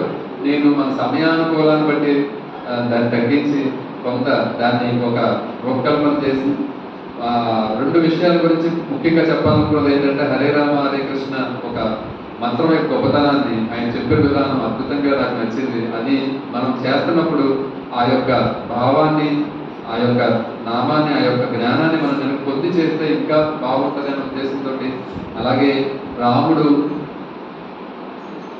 పూర్ణ గర్భిణి అయినటువంటి సీతామాతని ఇలా అడుగులు పాలు చేశారు అన్న దాని మీద కొంతమందికి ఉన్నటువంటి అపోహల్ని ఆయన ఖండించారు. అది రామాయణంలో భాగం కాదు. కేవలం అది కట్టుకథ. తర్వాత వాళ్ళు వాల్మీకి పేరుతో రాస్తేనే జనాల్లోకి వెళుతుందనే ఉద్దేశంతో వాల్మీకి పేరు పెట్టి దాన్ని చొప్పించిన ఇది కానీ అది ఒరిజినల్ రామాయణంలో భాగం కాదు అని క్లియర్గా చెప్పారు. కాబట్టి మనం రామ వైభవం గురించి తెలుసుకోవాలి అనిపించింది. మనందరూ కూడా తెలుసుకుని ఇంకా ప్రతి ఒక్కళ్ళు కూడా రామాయణాన్ని చదివి, అవకాశం ఉన్న వాళ్ళందరూ చదివి, లేదు ఇప్పుడు మనకి కొన్ని విని మనం మన యొక్క వ్యక్తిత్వాల్ని, మన యొక్క స్వభావాల్ని మార్చుకుని ప్రతి ఒక్కరి హృదయంలో ఉన్నటువంటి రాముడు మన హృదయంలో కూడా రాముడు చైతన్య స్వరూపుడే అందరికీ కూడా చక్కటి మన యొక్క ఆధ్యాత్మిక జ్ఞానాన్ని ఇవ్వాలని మనస్ఫూర్తిగా ప్రార్థిస్తూ, ఇటువంటి దశరథానంద స్వామిని పరిచయం చేసినందుకు మరొకసారి నేను పూజిస్తే విష్ణుదేవానంద సరస్వతి స్వామి వారికి నా హృదయపూర్వక సాష్టాంగ ప్రణామాలు తెలియజేస్తూ ప్రతి దాంట్లో ఓ దాంట్లో ఉన్నవి ఇంకో దాంట్లో ఉంటాయి. మానవుని యొక్క ప్రస్థానం అంటే తన పుట్టినప్పటి నుంచి చివరి వరకు ఎలా తన జీవితాన్ని సాగించి తన శరీరాన్ని వదిలిపెట్టిన ప్రస్థానం అంటే అదే దాని అర్థం. బ్రహ్మసూత్రంలో, ఉపనిషత్తులు, భగవద్గీత చెప్పారు. తర్వాత ఇంకా షడ్దర్శనాలు, పూర్వమీమాంస, ఉత్తరమీమాంస, వైశేషికము, న్యాయము, యోగము, సాంఖ్యము అని చెప్పి 6 దర్శనాలు మనకు చెప్పారు. సాంఖ్యము నిధీశ్వరవాదము, యోగము సహీశ్వరవాదము. పతంజలి చెప్పింది సహీశ్వరవాదం. సహీశ్వరవాదంలో కూడా యోగ చిత్తవృత్తి నిరోధ అంటే యోగం అంటే ఏం లేదా, నీ చిత్తములో కలిగేటువంటి వృత్తులను నీవు నిరోధించితే అదే యోగం. ఆ యోగము నిరోధించడానికే ఈ ప్రాణాయామం కానీ, ఆసనాలు కానీ, మరి నడిచే విధానం, యమ నియమాలు కానీ, వ్యవహారిక సూత్రములు. యమం అంటే వ్యవహారిక సూత్రము సత్యము, అహింస, బ్రహ్మచర్యము, అపరికము, అస్థేయము. ఈ 5 సిద్ధాంతాలు ఎవరితో మాట్లాడినా ఉండాలి. ఇంట్లో కుటుంబంలో వాళ్ళతో మాట్లాడినప్పుడు ఈ 5 మంగళించి ఉండాలి. ఆ మాటకు అది ఎటువంటి మాట ఏమంటే ఇది తనకు ఇతరులకు సంబంధించిన విషయం. తన ఇంట్లో కుటుంబం వాళ్ళతో మాట్లాడినప్పుడు ఈ 5 కలిపి ఉండాలి. బయట సమాజంలోకి వెళ్ళి వ్యవహారం చేసినప్పుడు 5 ఉండాలి. అందుకని వ్యవహారిక సూత్రంలో అన్నారు. దీన్ని ఇంగ్లీష్ లో తీసుకెళ్ళి కమ్యూనికేషన్ స్కిల్స్ అని బట్టి మనకు బోధించడం మన దగ్గర నేర్చుకోవాలి. మనకు మళ్ళీ కొత్త పేరు పెట్టడానికి కమ్యూనికేషన్ స్కిల్స్ అని చెప్పి మన ఉద్యోగస్తులు లేకపోవడానికి వచ్చారు. సరే, నియమం అంటే అది ఇతరులకు సంబంధం, మనకు సంబంధించినప్పుడు మన ఆశ్రమ సభ్యులందరూ తనకు తాను చేయవలసినటువంటి ఈ 5 ఏంటి? శౌచం అంటే శుచి. శుచి అంటే దాంట్లో మళ్ళీ 2 ఉన్నాయి. అంతఃశుచి, బాహ్య శుచి. శౌచము సంతోషం అంటే ఎప్పుడు హ్యాపీగా ఉంటాడు. సమస్యలు ఒక అలలాగా వస్తున్నాయి. మనం విన్న భారత రామాయణ కథల్లో కూడా వాళ్ళకు వచ్చిన కష్టాల్లో మనం ఆలోచిస్తే ఎన్నో వంతు కూడా కావు. వస్తున్నా కూడా వాళ్ళందరూ హ్యాపీగా, సంతోషంగా వచ్చి అలాగా అనుభవించారు. అంటే సంతోషం. రెండోది సంతోషం.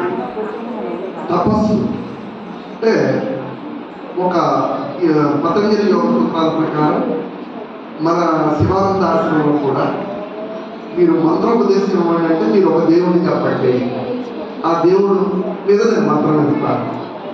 మన గురువులు అంటారు, మన శివానంద ఆశ్రమం.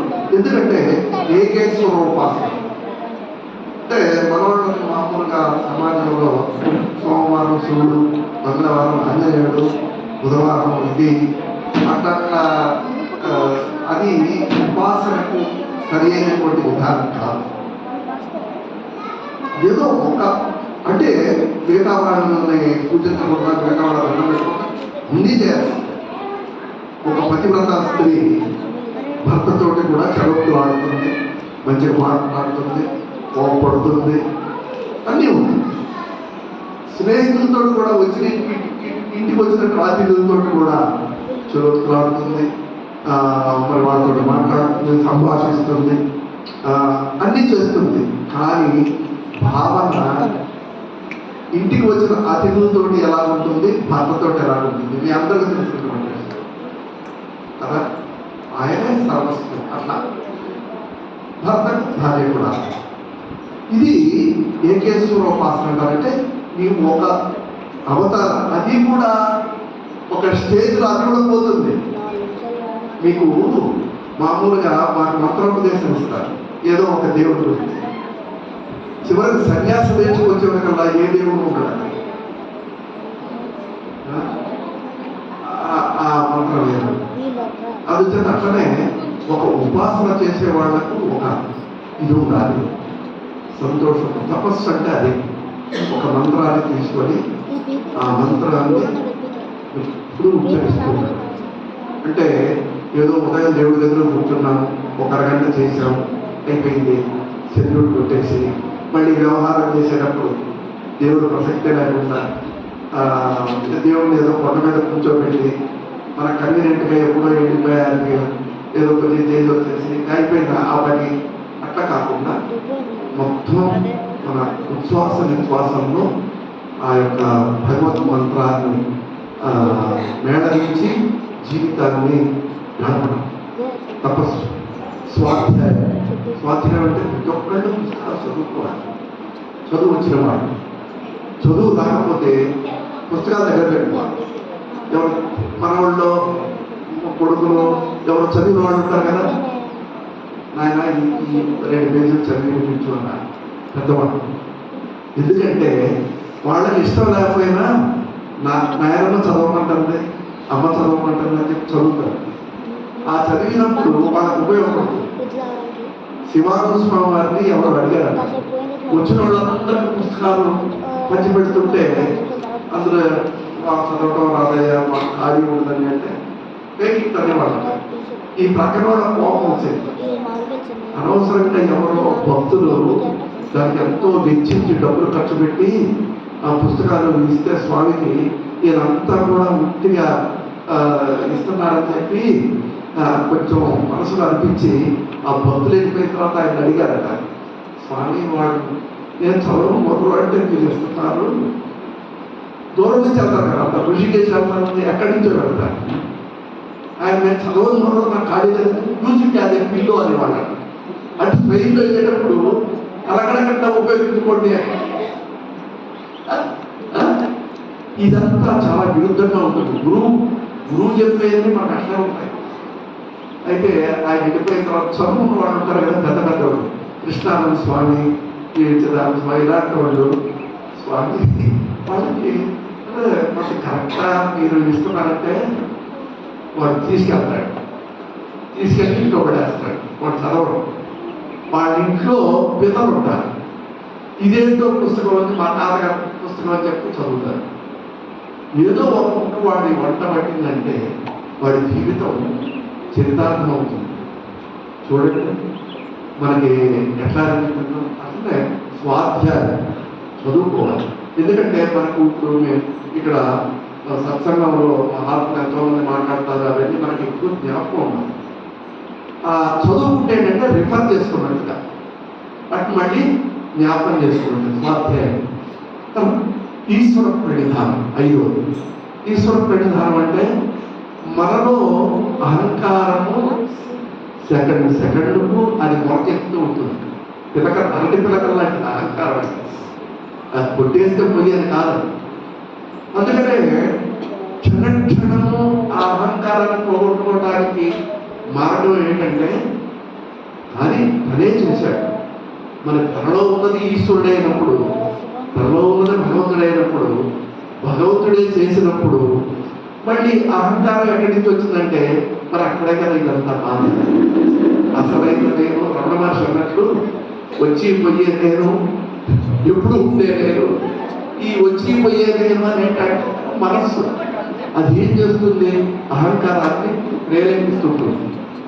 ఆ అహంకారాన్ని పోగొట్టుకోవడానికి ఇప్పుడు భోజనం చేశారు, ఈశ్వరుడు దైవం, ఎవరో సన్మానం చేశారు, ఈశ్వరార్పణం, ఎవరో ఇది పండించారు, ఈశ్వరార్పణం. నాకు అది నేను ఈశ్వరుడు సమర్పిస్తున్నాను. నన్నేదో నేనేదో గొప్పవాడినని, నాకేదో సేవ వేశారని, నన్ను ఇది చేశారని చెప్పి అనుకోకుండా ఆ భావం పోతాను అని చెప్పి ఈశ్వరార్పణం. వారు నమస్కారం పెట్టారు, ఈశ్వరార్పణం. ఆ అమ్మాయి హరి ఓం అని చెప్పి దానికి అర్థం చేశారు, చక్కటి అర్థం. అంటే నీలో ఉన్న ఈ హరికి నేను నమస్కరిస్తున్నాను. మీరు మళ్ళీ హరి ఓం అంటారు, నేను హరి ఓం అంటే మీరు హరి ఓం అంటారు.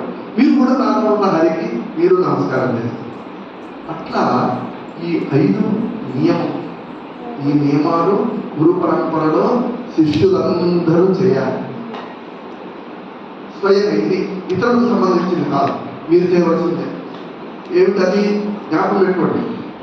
శౌచము, సంతోషము, తపస్సు, స్వాధ్యాయము, ఈశ్వర కడిల. ఇతరులతో మాట్లాడినప్పుడు సత్యం, అహింస, అంటే సత్యం మాట్లాడాలి.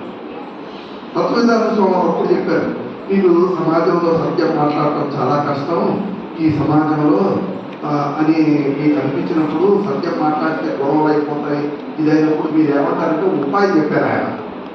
ఇప్పుడు ఈ విషయం గురించి నేను మాట్లాడదలుచుకోలేదు. చాలా గొప్ప విషయం అది. నాకు కూడా చాలా కాలం డౌట్ ఉండేది.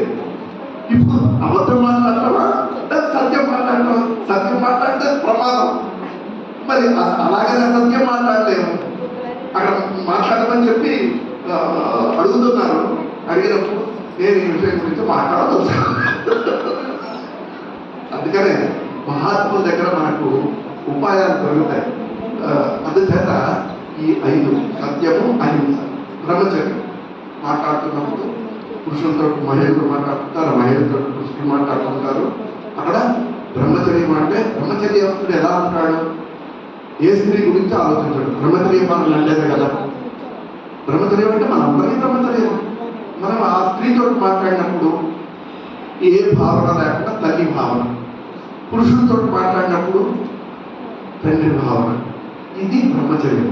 అపరిగ్రహం, అస్థేయం. అపరిగ్రహం అంటే మనకి ఇతరుల నుంచి దోచుకోకుండా ఉండేటువంటి స్వభావం. ఇతరుల గురించి మాట్లాడుతున్నప్పుడు వాడి గురించి ఏదైనా మనం ఏదైనా వ్యవహారం చేస్తున్నప్పుడు మనకి ఏది అవసరమో, ఎంత అవసరమో, అవసరం అయితేనే మనం యాచించటం, అడగటం, సహాయం తీసుకోవడం, దానికి మళ్ళీ మనం తీర్చుకోవడం. ఆస్థేయం అంటే దొంగ బుద్ధి. దొంగ బుద్ధి అది ఏదో రాత్రి కన్నాలేసి గడబుద్ధితో కన్నాలేస్తేనే దొంగతనం కాదు. ఇతరులు చేసిన దాన్ని మనము దొంగిలించకుండా ఉంటే, ఒక ఉదాహరణ చెప్తాను. ఒక బాస్ ఉన్నాడు, శిష్యుడు, వాళ్ళ తెలియని వాళ్ళు ఉంటారు. వాళ్ళు శిష్యుడికి ఏదో చెప్తారు, ఇదే ఇది తయారు చేయమని. వాళ్ళు తయారు చేస్తారు, అది ఇస్తారు. ఇస్తే సరేలే నువ్వు ఏంటంటే ఆ మెయిల్ పేస్ట్ కాపీ పేస్ట్ చేసుకొని తన బాసులు పంపించుకుంటాడు. తను చేసినట్టు చెప్పుకుంటాడు. కంపెనీలో చాలా మంది ఉద్యోగం చేసే వాళ్ళకి ఇలాంటివన్నీ ఏమున్నావు అని అనుకుంటాము. అసలు అవన్నీ అక్కడే ఉంటాయి. అసలు ప్రమోషన్ పెట్టారు. పాప యాక్చువల్గా ఆ విద్వంతి ఎవరిది? తన కింద పనిచేసిన వాడు. అట్లా చాలా ఉంటాయి. వాటి అడుగున ప్రతి చిన్న విషయం కూడా. ఇప్పుడు నేను ఎవరో స్వామి మీ ఆశ్రమం ఎంత బ్రహ్మాండంగా నడుస్తుంది అంటే, నా గొప్పతనం నాకు మంచి మిత్రులు దొరికారండి.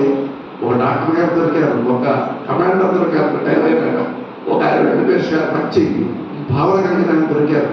అటువంటి మిత్రులు నాకు ఉండబట్టి కళాకారులు దొరికారు. మరి ఎవరు మన నాగబాబు గారు అంటాడు.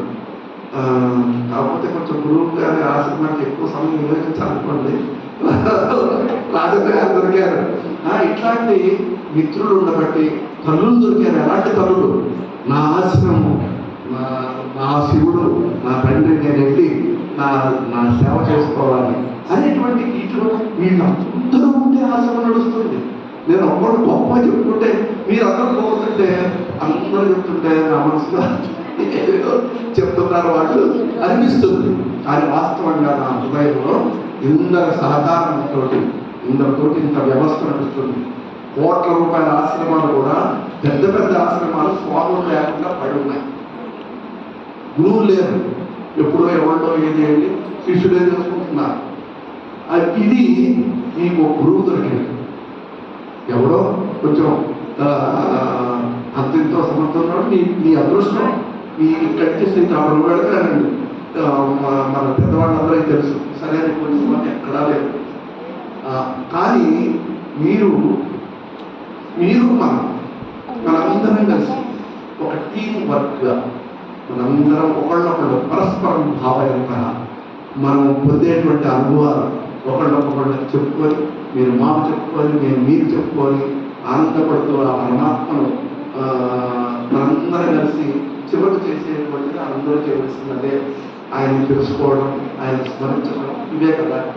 అందుచేత శాస్త్ర ప్రమాణం ముందుకు వచ్చిన ఆ మాట పతంజలి కూడా అదే చెప్పాడు. ప్రత్యక్ష ప్రమాణము, అనుమాన ప్రమాణము, ఆగమ ప్రమాణము. ప్రత్యక్ష ప్రమాణం కూడా నీవు నమ్మవద్దు అని చెప్పి పతంజలి చెప్తారు. అంటే నీ కళ్ళతోటి చూసినది కూడా సత్యం కాకపోవచ్చు. 90% అయితే 10% ఇప్పుడు కోర్టులు ఉన్నాయి. నేను కళ్ళతోటి చూశానండి జరిగిందంటే నమ్ముతారు వాటి. ఇంకా మరి వాటికి సాక్ష్యం, కానీ వేదాంతం ఒప్పుకోదు. అందుచేత ప్రత్యక్ష ప్రమాణం కూడా అది కాదు. అనుమాన ప్రమాణం అసలే దాన్ని ఒప్పుకోరు. ఆగమ ప్రమాణం అంటే ఉపనిషత్తుల్లో ఏది చెప్పారో అది మనకు ప్రమాణం. ఇప్పుడు మనందరం కూడా ఆశ్రమం అంటే ఉపనిషత్తులు, మీరు అందరూ గుర్తుపెట్టుకోండి.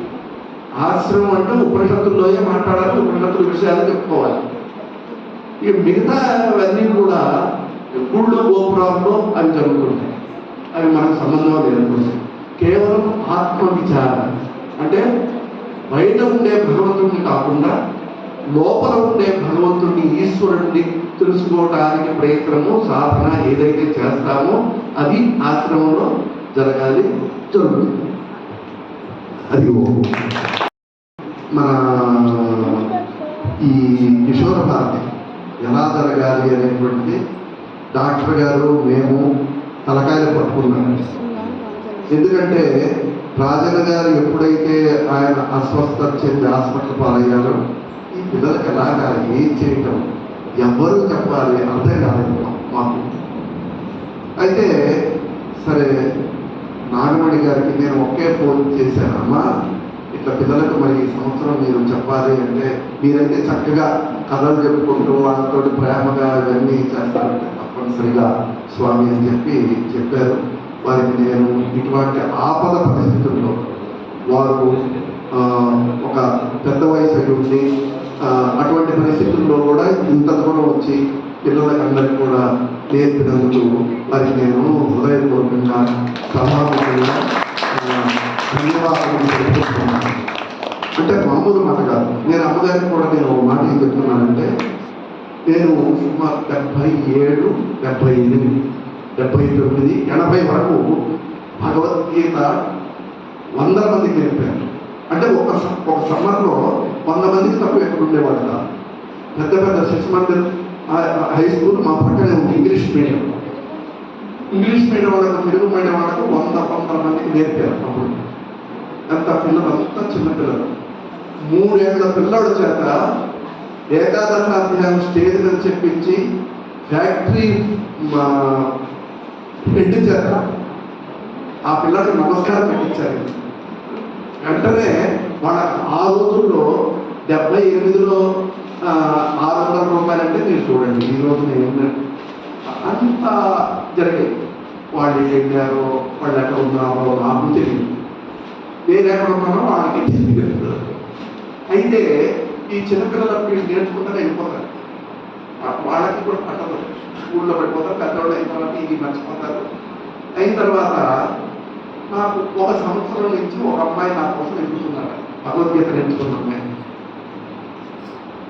కృష్ణవేణి అని హైదరాబాద్లో ఉంటుంది. వాళ్ళు చాలా ఫ్యామిలీ అంతా సెటిల్ అయ్యారు. వీళ్ళందరూ పిల్లలు తెలుసుకున్నారు కొండబండు.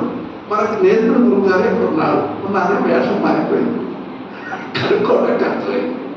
అట్లే ఎట్లా ఒక సంవత్సరం నుంచి వెతికితే నేను దొరికాను, లేదని చెప్పానట. అప్పటి నుంచి నాకు ఫోన్ చేయడం, అన్నయ్య మీరు ఎలా ఉంటారో నాకు తెలియదు, మాకు ఎవరన్నా మీరు అని అడిగారు. నాకు చిన్నప్పుడు 6 సంవత్సరాలకు 7 సంవత్సరాలకు భగవద్గీత నేర్పారు. సంసారం అది నాకు అప్పుడు దాని విలువ తెలియలేదు. సంసారంలో పడి ఈ కష్టాలన్నీ ఇవన్నీ చూస్తుంటే అప్పుడు మీరు జ్ఞాపకం వచ్చారని చెప్పి అందుచేత ఈ పిల్లలందరికీ నేర్పింది కష్టం మీకు ఇప్పుడు తెలియదు, వాళ్ళకి తెలియదు. 40-50 సంవత్సరాల తర్వాత కూడా మీరు అది తెలుసుకొని మిమ్మల్ని చూడాలనుకుంది. మీరు ఎక్కడ ఉంటారో చెప్పండి అంటే అమ్మ నేనే వస్తున్నాను అక్కడ హైదరాబాద్, మీ అందరూ కలవాలంటే వాళ్ళందరూ కలిసారు. భగవద్గీత నేర్చుకున్న వాళ్ళందరూ చాలా మంది 40 మంది మీరు వీడియోలో తెలుసుకుంటారు. మంచి పుష్పాలు అమర్చి స్వాగతం చెప్పి లోపలికి తీసుకెళ్లారు. వీడియో చూసే వాళ్ళందరికీ తెలుస్తాయి. ఆ మొట్టమొదట ఆశ పట్టుకొని నిలబడ్డాయి ఆ అమ్మాయి. నన్ను చూస్తే నేను ఆ అమ్మాయి గుర్తుపట్టలేదు. చిన్న పుట్టారు వాడు 40-50 సంవత్సరాలు వస్తే నాకు ఏం తెలుస్తుంది. వాళ్ళు మీరు అలాగే ఉన్నారని చెప్పి చెప్తున్నారు విషయం. ఇదంతా ఎందుకు చెప్తున్నానంటే గొప్పతనం గురించి కాదు. వీళ్ళు ఏదో నేర్చుకొని వెళ్ళిపోతారు, మనం ఏదో వెళ్ళిపోతాము. ఇంతటితో అయిపోయిందనుకున్నాం, అయిపోతుంది. అది ప్రభుత్వం వయసు వచ్చి మన జీవితం చూసారా, గాడి జీవితం. భగవంతుడు మనకు అసలు ఇచ్చింది ఎంత తెలుసా అంటే ఎంత 20 సంవత్సరాలే, 40 సంవత్సరాలు. 40 సంవత్సరాలు అసలు మనిషి ఆయుష్ అక్కడ. మనిషిని ఇచ్చి నీకు 40 సంవత్సరాలు ఇచ్చారా బ్రహ్మ చెప్పాడట. 40 సంవత్సరాల్లో నీకు మొదటి రాశారు. అది కరెక్ట్ కాదు. ఆ విధంగా తప్పనిసరిగా నీ జీవితంలో జరుగుతుంది. కానీ నీకు ఒక ఇది నీకు ఇస్తున్నాను, నీవు దీన్ని మార్చుకోవచ్చు అని చెప్పి చెప్పాడట. స్వామి నాకు 40 సంవత్సరాలు ఏంటి, మరి ఇంత నాకు ఎక్కువ కావాలన్నారు. సరే తర్వాత డాక్టర్ని పిలిచాడు. డాక్టర్ని పిలిచి నీకు 40 సంవత్సరాలు ఇస్తున్నానే అన్నాడు. తండ్రి నాకు 40 సంవత్సరాలు తగ్గించు, నేను ఆ బాధ పడలేదు, మోతలు మోసి పక్కన ఉన్నాను. తర్వాత కుక్కని పిలిచాడు. నీకు 40 సంవత్సరాలు అందరితో ఇచ్చి నేను పడలేదు, నాకు తగ్గించు, దాన్ని పక్కన నిలబడ్డాడు. తర్వాత కోతిని పిలిచాడు. నీకు 40 సంవత్సరాలు ఇచ్చాను, ఈ చెట్టు ఆ చెట్టు నేను దూకలేదు, పక్కనే పడుతున్నాడు. ఒరే మనిషి నుంచి నీకు ఎక్కువ వయసు కావాలన్నావు కదా, గాడిద నుంచి 20 సంవత్సరాలు తీసి నీకు ఇస్తున్నా, ఓకేనా? స్వామి కుక్కలు పిలిచాడు. 20 సంవత్సరాలు కుక్కలో నుంచి ఒక 20 సంవత్సరాలు తీసి నీ వీడికి ఇచ్చాడు. సరేనా? నీ సరిపోతుందా? స్వామి కుక్క అంతా హ్యాపీ, నాకు 20 సంవత్సరాలు పోయింది హ్యాపీ, గాడిద కూడా హ్యాపీ. ఇక కోతిని పిలిచాడు. కోతిని పిలిచి నీలో 20 సంవత్సరాలు తగ్గిస్తున్నానా? స్వామి ఇంకా తగ్గించడం నాకు మంచిదే అన్నాడు. ఈ మనిషికి 20 సంవత్సరాలు ఇచ్చారు. మొత్తం 320 ఎంత అయింది? 60 40 సంవత్సరాల వరకునే మనిషిగా జీవిస్తాడు. 40 సంవత్సరాల తర్వాత 20 సంవత్సరాలు కొడుకులు పెద్దవాళ్ళు అవుతారు, ఆడపిల్లలు పెద్దవాళ్ళు అవుతారు. వీళ్ళందరూ ఫీజు కట్టలేక, వీళ్ళకి పెళ్లిళ్ళు చేయలేక 60 సంవత్సరాలు అయిన తర్వాత కుక్క బతుకు వస్తున్నాడు. ఇంట్లో వీడి అనుభవం 60 సంవత్సరాల అనుభవం, ఏది చెప్పకపోయినా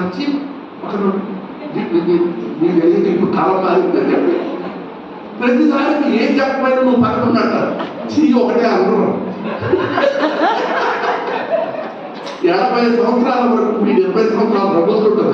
నేను ఇంత పెద్దోడినయ్యి నా జీవితంలో ఇంత పెద్ద చేసి చేయమంటే జీవితం అసలు నాకు పట్టించుకోవట్లేదు, నాకు మాడపట్టించుకోవట్లేదని చెప్పి 80 సంవత్సరాలకు ఎక్కువ ఓపికపడతాడు. 80 దాటిన తర్వాత కోతి జీవితం వస్తుంది. అంటే వీడి దగ్గర ఉండకూడదు, చిన్న కొడుకు దగ్గర నుంచి పెద్ద కొడుకు దగ్గర నుంచి ఇట్లా కోతి మొత్తం 20 సంవత్సరాలు అలాగే మన జీవితాలు నిజంగా ఆత్మనమ్మ గారికి లేరు వీళ్ళిద్దరు పోరు గారి జీవితం వచ్చినప్పుడు మీ భగవద్గీత జ్ఞాపకం వస్తుంది.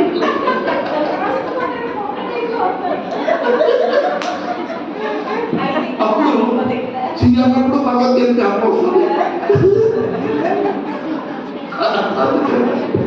పిల్లలకు వాడికి అర్థం కాదు, పెద్ద వయసు వచ్చినప్పుడు అందుచేత డాక్టర్ గారు నెక్స్ట్ ప్రోగ్రామ్ చూడండి.